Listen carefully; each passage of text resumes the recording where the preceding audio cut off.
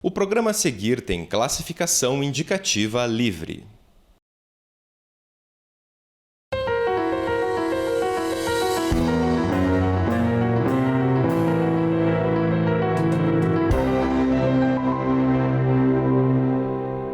Ele começou a ler com 8 anos, aos 13 descobriu o dom da escrita. Certa vez disse que gostaria de ter nascido em uma biblioteca ao lado de uma enciclopédia.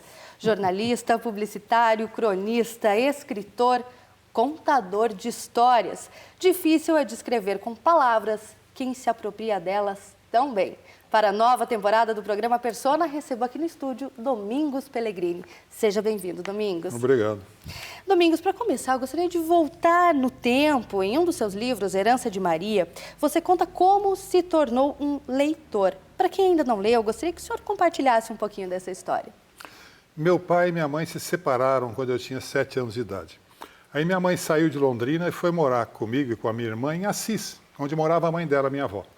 Chegando lá, ela alugou uma casa e mandou pintar a casa. Ficamos ali uma semana ou duas morando na casa da avó, enquanto a casa era pintada. E o pintor tinha revistas, uma pilha de revista O Cruzeiro e uma pilha de revista Manchete, que ele usava para cobrir o chão e não respingar tinta no chão. Quando ele foi embora, ele deixou aquelas duas pilhas de revista e ali eu comecei a ler, eu tinha 8 anos de idade. Comecei a ler, me apaixonei tanto que eu ficava com medo do pintor voltar lá e pegar as revistas, então eu escondia as que eu não tinha lido ainda, eu escondia dentro do guarda-roupa, debaixo do colchão, né? Até que eu fui perceber que eu já tinha lido tudo, ele nunca voltou, aí eu reli tudo de novo. E aí eu me apaixonei pela leitura. E em casa, quem te incentivou a ler mais? Minha mãe e depois meu pai, que eles voltaram a morar juntos, voltaram a formar um casal quando eu tinha 14 anos. Sempre me deram livros. Naquele tempo havia vendedores de livros que batiam nas casas e levavam uma amostra de cada coleção. Então minha mãe comprou para mim a literatura universal, enciclopédia, dicionários, livros. Ia comprando conforme eu pedia, ia comprando mesmo, né? Eu cheguei a ter uma biblioteca em casa, né? E depois meu pai também me deu livros, me deram minha primeira máquina de escrever quando eu fiz 14 anos de idade. Sempre me estimularam. Eu agradeço muito a meus pais por isso. E como é que foi nessa época? Quais eram as suas obras, seus autores preferidos? Olha, por incrível que pareça, mas com 14 anos eu já tinha lido todos os livros então publicados de Machado de Assis, de Jorge Amado, de Érico Veríssimo, todos, sabe? Tinha uma série de autores que eu lia comumente. Eu me lembro que, quando eu fiz 11 anos, morava já em Marília, a turma da minha irmã fez minha mãe dar de presente para a gente uma vitrola, e a turma da minha irmã ia dançar na sala, era chamada brincadeira dançante. Ficavam dançando descalços para não arranhar o chão, nem o tapete, né? E eu, como tinha 11 anos, ainda não tinha interesse no sexo oposto, né? Nem não tinha qualquer interesse em namorar, então eu ficava lendo. Tinha uma cadeira de papai, com a luz aqui em cima da cabeça, e eu ficava lendo. Eu decorei os longuíssimos poemas Vozes da África e Navio Negreiro de Castro Alves e lendo ali toda noite. E eles dançando em volta de mim, né? Ô, Cupido, vê se deixe em paz, a música tocando e eu lendo. De vez em quando eu ia lá, dava uma dançadinha e voltava a ler. Quando eu entrei um dia no ginásio, no Instituto de Educação Monsenhor Bicudo, em Marília, a professora Maria Estela falou: eu vou dar 1 ponto na média de cada mês para quem apresentar que poema decora aqui na frente. Alguém sabe algum poema decor? Ninguém sabe? Eu sei. Que poema você sabe decor? Eu falei: Vozes da África, Navio Negreiro. Ela falou: você sabe Navio Negreiro decor? Eu falei: eu sei. Ela pegou o tono e falou: vai lá na biblioteca e traz o livro assim assado. Trouxe o livro. Então, comece. Eu comecei. Ela falou: agora continua a partir do verso tal. Eu continuei. Agora continua a partir do verso tal. Eu fui, né? Aí ela falou: nossa, você sabe, eu vou te dar não 1 ponto, eu vou te dar 2 pontos por mês até o fim do ano. E você começou a ler muito cedo e também o interesse pela escrita surgiu muito cedo, né? Aos 13, 14 anos. Como é que foi isso? Eu estava no cinema, acho que era Cine Peducci, que chamava em Marília, né? Já uns 2 anos depois, aí eu já tinha uns 13 anos, estava com o meu amigo Álvaro César Mesquita Serva e nós estávamos vendo um filme do Mazzaropi. E a certa altura um escravo era pendurado no pelourinho, aquele tronco, e era açoitado. Aquilo me chocou tanto que eu saí do cinema em estado de transe, mesmo assim, e com aquilo na cabeça, eu escrevi um poema, que eu lembro até hoje os primeiros versos. Negro velho, negro novo, não, negro velho, Carapinha em neve, negro moço, coração em fel. Eu não lembro como é que era. E comecei a escrever poemas a partir daí. Né? Foi a primeira coisa que comecei a escrever, foi poema. Depois vieram contos. Com 45 anos de idade comecei a escrever romances. Né? Juvenis eu comecei a escrever com 30 anos. E assim por diante. E para você, escrever é um dom? Eu acho que é um dom. Eu acho que não só escrever. A dança, a música, a pintura, uma série de dons artísticos. E o dom artístico não é um mérito, porque ele obedece a uma loteria genética. Uma loteria genética. Ele cai aqui, cai lá, num ou no outro. Né? O que você tem de mérito com o dom é conservar o dom, aprimorá-lo, aperfeiçoá-lo e usá-lo bem. Né? Eu já vi muitos colegas de profissão, de escrita, que às vezes querem começar a escrever coisas que façam sucesso. Acha que best-seller tem fórmula e começa a investir naquilo que ele acha que vai dar certo, ele se desvirtua, perde o dom, sabe? A crítica já não o reconhece, ele passa a ser renegado até por leitores e não dá certo. Eu acho que a gente tem que, quando você tem o dom, você tem que usá-lo bem, fazer o que o coração mandar e estar a serviço do dom, sabe? Mas mesmo assim também teve muito preparo, né? Porque você muito jovem já tinha lido os grandes clássicos. Tem que, por exemplo, eu comecei a fazer poesia, fui saber como é que se faz poesia. Fui conhecer poesia concreta, poesia praxis, poesia disso, poesia daquilo. Né? Eu me lembro que quando eu encontrava com o Leminski, ele ficava surpreso. Mas você leu isso? Eu falava, eu li quando eu tinha 17 anos. Lá no Instituto de Educação Monsenhor Bicudo, onde eu voltei a estudar com 17 anos, fui expulso do colégio em Londrina, fui morar em Marília, em quarto de hotel, para fazer o clássico lá. E lá tinha uma grande biblioteca e eu lia. Por exemplo, Panorama de Finnegan's Wake, do Joyce, que é um livro emblemático do Joyce. Eu me lembro que o Leminski falou, você leu o Panorama de Finnegan's Wake? Eu falei, eu li. Pô, mas quando você leu? Eu falei, quando eu tinha 17 anos. Porque você tem que se formar, você tem que saber. É como você ser um massagista, né? E não conhecer o corpo humano. Você tem que conhecer o corpo do outro para fazer massagem. Né? Como você ser um confeiteiro, um chefe de cozinha e não conhecer alimentos. Conhecer alimentos, a sua capacidade nutritiva, o seu sabor, o que combina com o quê, como é que cozinha isso ou aquilo, você tem que saber a técnica da coisa. E nesse sentido, se escrever é um dom, como é que funciona esse processo de se elaborar, de se criar um novo livro, um poema, um conto?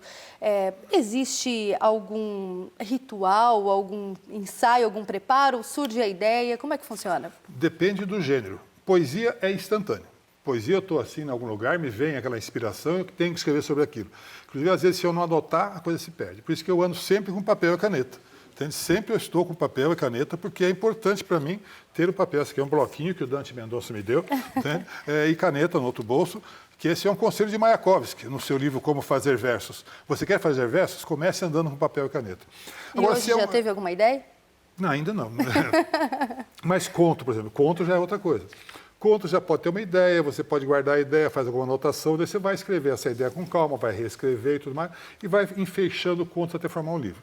Romance já é uma gravidez. Você fica grávido do romance, pelo menos comigo é assim.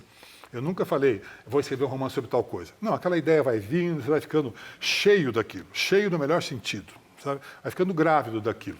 Até você sente que tem que desovar aquilo. E aí um dia você sente e começa a escrever o romance. Geralmente eu escrevo o romance já sabendo onde é que ele vai terminar. Já sabe o final da história. Se você não souber, você pode se perder no caminho. Eu tive uma meia dúzia de romances mal acabados assim, eu que nem cheguei a acabar, porque eu não tinha a noção estratégica de onde é que eu iria chegar. Então depende do livro, então. E agora, e os personagens? Eles são inventados? Tem alguma inspiração em algum personagem real? Alguém que você já conheceu? Olha, eu tenho personagens totalmente inventados, como o Zé do Cano, do meu romance Terra Vermelha, e personagens baseados em pessoas. Né? Como no mesmo Terra Vermelha, o protagonista José o modelo dele, a base dele é meu avô paterno, pai do meu pai. E a Tiana, que é casada com o José no romance, é a mãe da minha mãe. Então, ficcionalmente, eu casei o pai do meu pai com a mãe da minha mãe, para formar um casal, entende? Como também há personagens que são bem baseados em pessoas reais, quase 90%. Agora, o importante é que na literatura há uma mistura sempre, né? De observação da realidade com imaginação.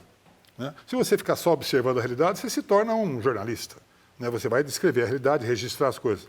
Ou se você ficar só imaginando, aquilo pode não ter relação com a realidade. Pode ficar uma coisa totalmente esquizofrênica, delirante, né? E não tem relação com a realidade. Então, pelo menos na minha literatura, eu junto realidade e imaginação para formar um todo homogêneo, consistente e que convença, que envolva e convença.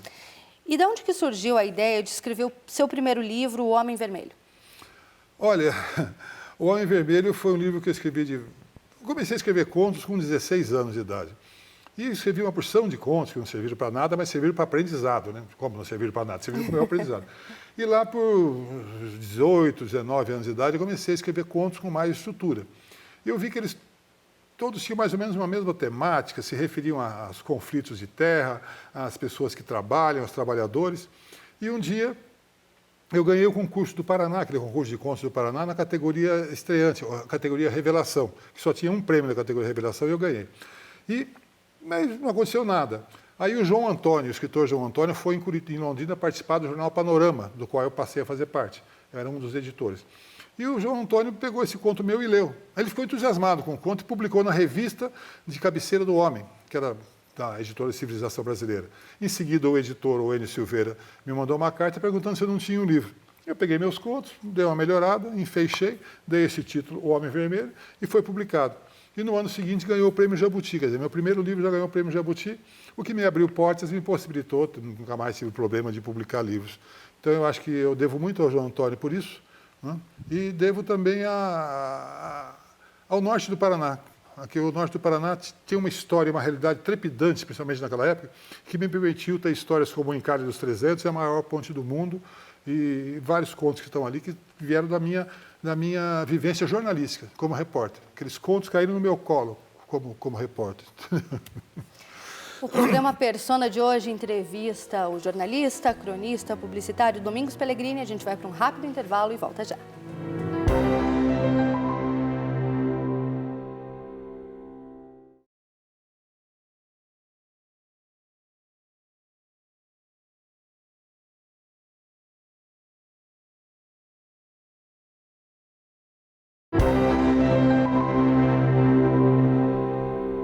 O Persona de hoje entrevista Domingos Pellegrini. Domingos, no bloco anterior a gente terminou falando de como surgiu a ideia de se escrever o seu primeiro livro, O Homem Vermelho. E esse livro, ele dá voz a pessoas que não têm, mas não de um jeito paternalista, né? Essas pessoas, elas são protagonistas das suas histórias. Isso foge um pouco do lugar comum do que a gente vê em algumas obras. Nesse sentido, por que você buscou esse lado? De onde que surgiu essa visão? Olha, eu sempre fui favorável a que as pessoas transformem a própria vida, sabe? Eu fui comunista e minha intenção era reformar o mundo, transformar o mundo num mundo melhor. Deixei de ser comunista, mas continuo acreditando que as pessoas podem transformar o mundo. E hoje eu acredito que as pessoas podem transformar o mundo a partir da transformação de sua própria vida, melhorar a sua própria vida, né? Então, quando eu focava, por exemplo, um barrageiro, como no conto A Maior Ponte do Mundo, ou motoristas de caminhão, como no ponto Encalhe dos 300, como você bem frisou, eu não os encarava como pessoas que necessitam de compaixão, que precisam ser amparadas. Não, eu acho que eles que têm que emergir da sua própria vontade, o novo homem tem que emergir da sua própria capacidade, tem que se renovar, tem que se reformular, se transformar. Então, apesar de defender na época, e hoje ainda defendo, a transformação no mundo, acho que essa transformação tem que vir das pessoas. Ninguém tem o dom, ninguém é o pai do povo que vai falar, vamos por aqui. Não, as pessoas é que têm que mudar. Então, toda a minha literatura é uma confiança na transformação das pessoas e na capacidade do ser humano de se reinventar. E a força desses personagens tem alguma coisa a ver com a sua mãe, que também foi uma figura muito forte? Sim, a minha mãe sempre foi para mim uma reveladora de gente. Ela me apresentava gente, desde a curadora, que ela me levava lá para benzer quebranto, os peões, a cozinheira, a lavadeira de roupa da pensão. Minha mãe sempre me apresentou a gente interessante, porque minha mãe tinha uma personalidade era tão forte a personalidade dela, que ela só conseguia conviver com gente forte. Então, estar em volta da minha mãe era estar sempre conhecendo gente forte. Gente, sabe, que fazia, acontecia, às vezes gente até muito metida demais, sabe? Mas eu também, sabe, tenho meu ego, então eu também gostava daquilo, achava bonito, aqueles heróis todos, entende? Então minha mãe sempre foi vamos dizer assim, uma apresentadora extraordinária de tipos humanos para mim. Eu me cativei por esses tipos, sabe? O personagem interessante é aquele que é redondo, né? Que ele tem nuances, ele vira, ele mexe, ele não é plano, ele não é certinho. Ele tem contradições, né? Ele luta consigo mesmo, ele tem angústias, né? Mas ele vai em frente. Então, esses são meus personagens. E também a sua mãe tinha uma pensão, seu pai era dono de uma barbearia. Você deve ter encontrado muitas pessoas diferentes que passavam por ali. A minha infância em Londrina foi extraordinária, porque Londrina, na década de 50 e até 1975, quando houve a segunda geada, a primeira foi em 55, mesmo quando meus pais estiveram separados, eu voltava a Londrina nas férias de julho e nas férias de fim de ano. Então, eu passava 4 meses em Londrina, praticamente, né, com meu pai. Né? E, então eu via aquela cidade que era um verdadeiro, uma trepidação. Londrina era uma trepidação a todo momento. Em cada esquina tinha um camelô, mascates passando toda hora com aquelas malas cheias, gente contando histórias, caminhões descarregando aquele bando de peões chegando com dinheiro no bolso, dinheiro correndo. O café é uma cultura agrícola de alta renda. Naquele tempo, com aquela produtividade que havia, aquela trepidação econômica, nossa Londrina era uma festa. Eu me lembro que no salão de barbeiro do meu pai, chegava sábado, meu pai não tinha tempo de varrer o chão. Entrava uma pessoa, tinha 3 cadeiras de barbeiro. Ele trabalhava, meu tio Clério, o irmão dele, e mais um outro cidadão, que era um barbeiro contratado. Eles não tinham tempo de varrer o chão. Chegavam no fim do dia, tinha 4, 5 dedos de cabelos no chão, porque eles não tinham tempo, aquela fila e gente o tempo todo. Meu pai ganhou tanto dinheiro naquele tempo, que eu lembro que ele levava a gente para passear as férias em São Paulo, ia de avião, ficava em hotéis o tempo todo. Meu pai era um barbeiro. Mas ganhava muito dinheiro. Era Londrina naquela época, era fabuloso. E depois tornou-se uma cidade normal. Mas na minha infância não era uma cidade normal. Era um verdadeiro carrossel de diversões. Londrina tinha como é que chama? Footing. Né? Uhum. No calçadão de Londrina, as pessoas à noite, não só no sábado e domingo, ficavam indo e voltando naquele calçadão, todo mundo vestido, bem vestido, os homens de gravata, de chapéu, aqueles cafés regurgitando de gente, sabe? Aqueles Cadillacs, era uma cidade maravilhosa. E além dessa influência da cultura local, da cidade, desses tipos, nas suas obras a gente encontra também algumas memórias e narrativas familiares, como, por exemplo, em Herança de Maria. De que maneira que essas experiências pessoais se transformaram em valores literários? Olha, eu nasci numa família de contadores de histórias. Meu tio Clério é um grande contador de histórias, está lá em Londrina, velhinho, ainda conta histórias. No lado do meu pai, meu avô Giuseppe era um contador de histórias. Minha mãe contava histórias. A minha avó Sebastiana, que morreu. O meu tio, o meu avô João. É uma série de gente que contava histórias. Eu me lembro sempre de serões familiares, que a gente ficava tomando café ou chá e comendo pipoca e contando histórias de assombração, histórias de campo, histórias de queimada, histórias de bicho, histórias de saci-pererê. Sabe? Então, minha infância e até assim metade da adolescência, houve muitas histórias. Então, eu nasci num mundo povoado de oralidade, de histórias orais. Eu acho que isso faz muita falta hoje nos jovens. Tá? Eu penso que a maior tarefa civilizatória que um pai ou uma mãe podem fazer hoje é contar a historinha para os filhos desde os 2 anos de idade. Não precisa nem ter livro, vai contando historinha, depois começa a ler, né? Depois eles vão lendo. Quando eles chegarem na escola, o livro vai ser um companheiro de diversão, de encantamento pelo mundo, e não uma fonte de castigos, de deveres, de obrigação. Nesse sentido, é por isso que o senhor prefere ser chamado de contador de histórias? Sim. Eu sempre me encarei como um contador de histórias.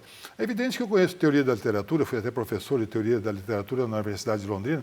Eu sei o que eu estou fazendo, eu sei a carpintaria, a mecânica, a técnica da coisa. Mas eu procuro fazer a minha literatura simples, de forma que qualquer caboclo possa entender e ler. Se ele não sabe ler, se ele ouvir, ele entende tudo que está sendo falado. Sabe? Eu quero fazer uma literatura de agregação. E não de segregação. Eu não gosto. Eu discuti com o Leminski, ele sempre gostou muito de vanguarda e eu não gostava de vanguarda. Ele falava para mim assim: eu gosto da sua literatura, apesar de você não ter nada de vanguarda, porque você faz uma coisa bem feita. Né? E eu falava para ele: e eu gosto da sua literatura, apesar de você gostar tanto de vanguarda, porque você faz uma coisa compreensível para todos. Tá certo. Falamos agora há pouco de Heranças de Maria. Originalmente, o livro foi escrito em primeira pessoa e só depois que ele foi passado para a terceira pessoa. Queria que o senhor contasse um pouquinho da história desse livro e por que teve essa mudança. O livro teve uma série de mudanças. Né? Primeiro ele chamava Cacos de Mosaico, depois ele primeiro chamava Coração de Pilão, depois Cacos de Mosaico, depois Matando a Mãe. E depois que se chamou Herança de Maria, ele passou por 4 mudanças de título e passou por uma série de reformulações.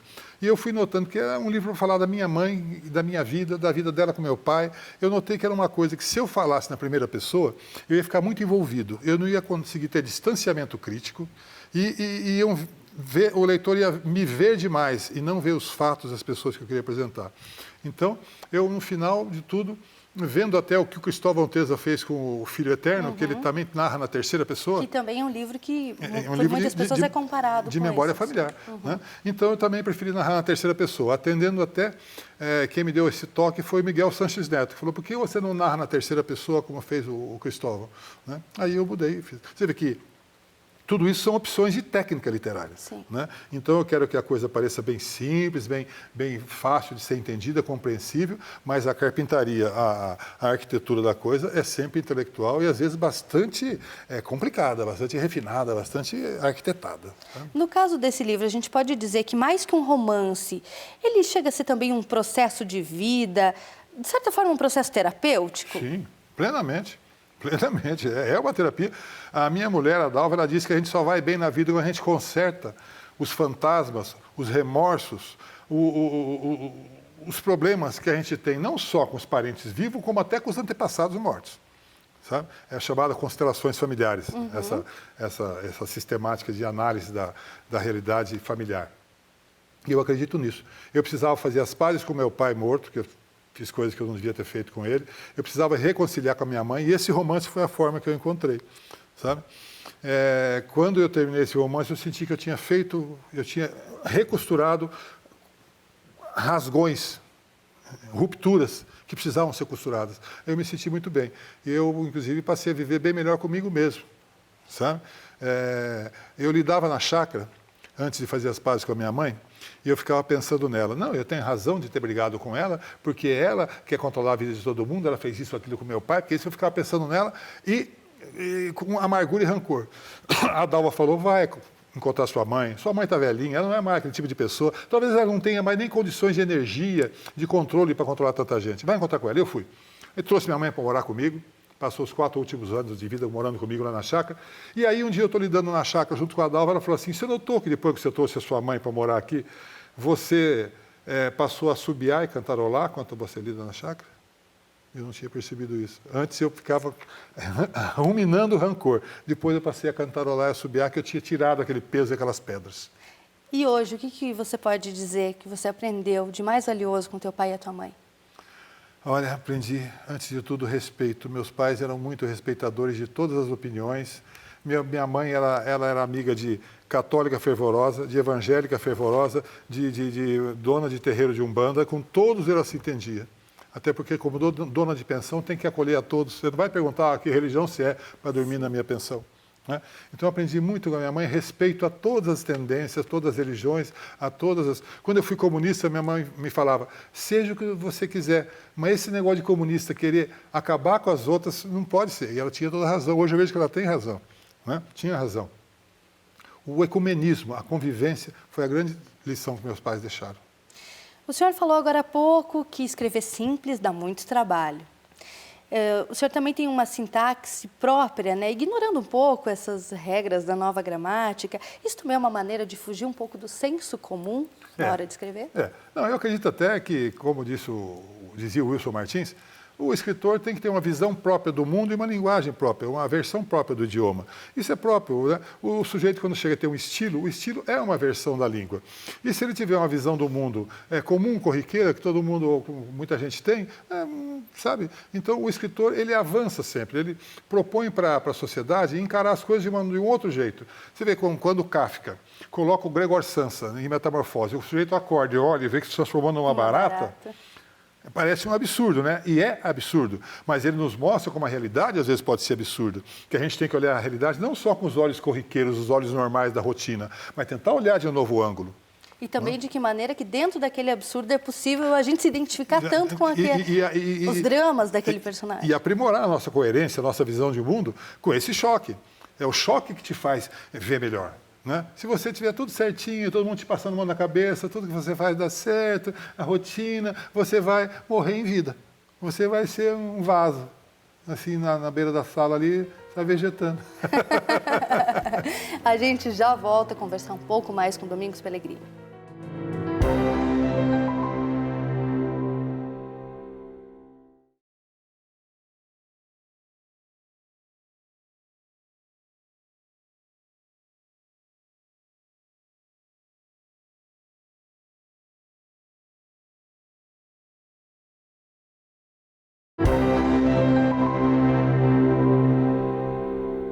No Persona de hoje, a gente conversa com Domingos Pellegrini. E, Domingos, queria começar esse nosso terceiro e último bloco falando um pouco da sua amizade com o poeta e escritor Paulo Leminski. Recentemente, o senhor lançou uma biografia não autorizada do escritor e poeta, intitulada Minhas Lembranças de Leminski, que reúne diálogos, histórias de vocês ao longo dessas 2 décadas de amizade, né?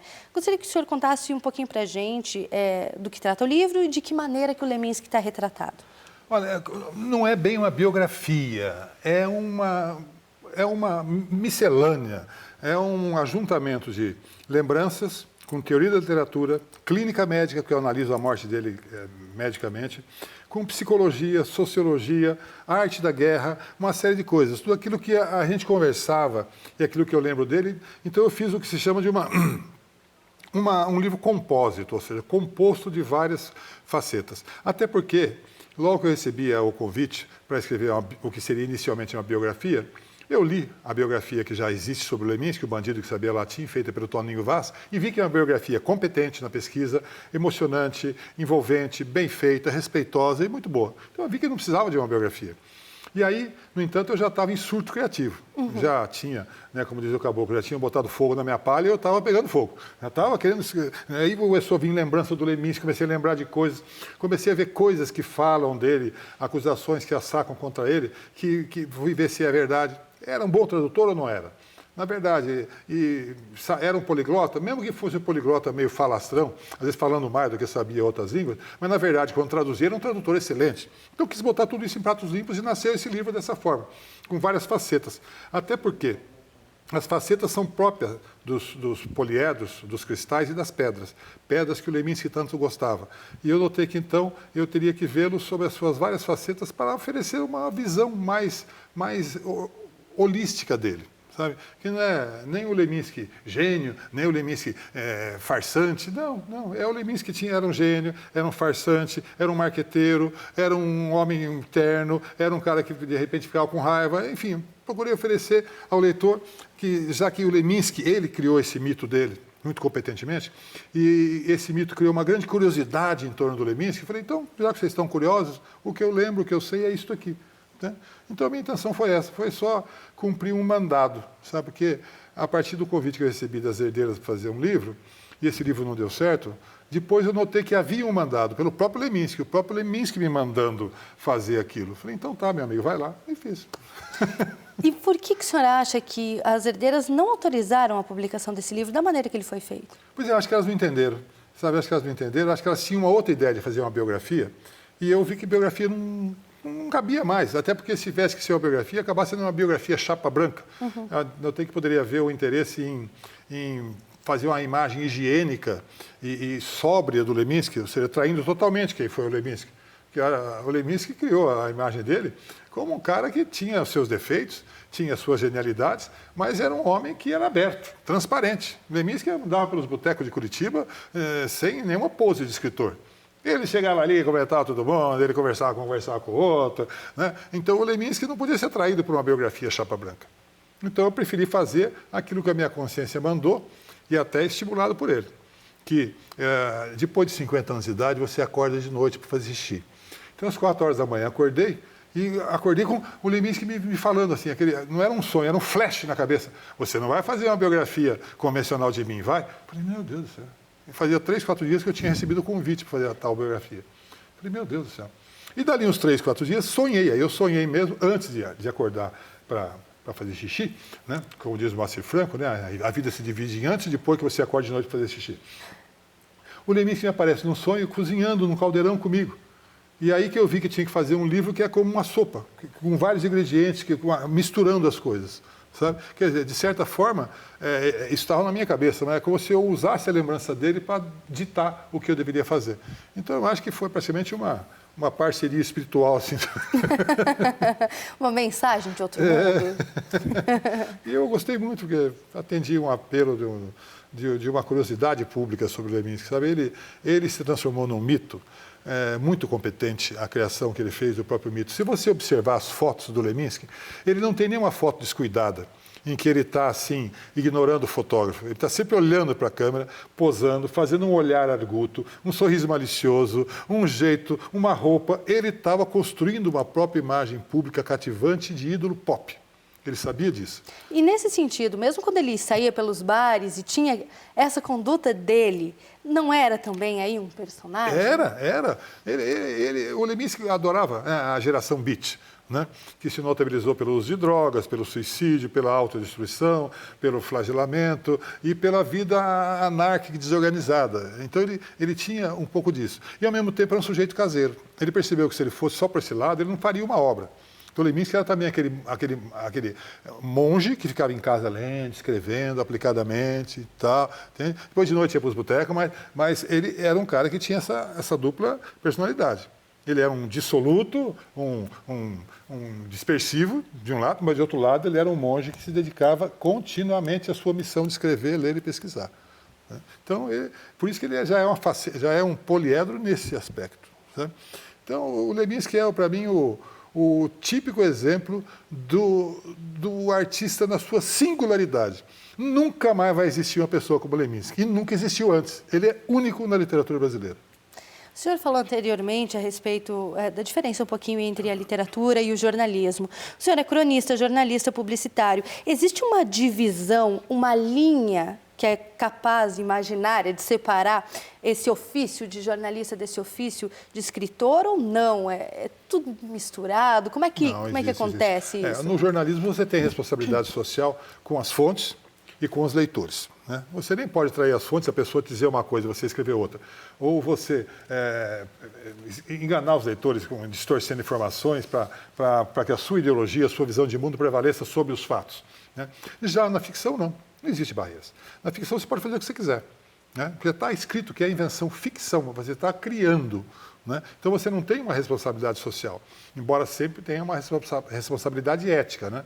Você sabe que se você está escrevendo algo que possa fazer mal, você sabe que irá fazer mal. Fazer bem, sabe que irá fazer bem. É uma coisa bonita ou uma coisa que choque. Uma coisa que cause nojo ou uma coisa que desperte ternura. Essas opções são dadas para você. Você tem essa responsabilidade ética, né? Mas na literatura você é totalmente livre. E no jornalismo você é totalmente irresponsável. E é difícil assumir tantas personas assim? Olha, as pessoas, em geral, podem ter multiplicidade, é só querer. Sabe?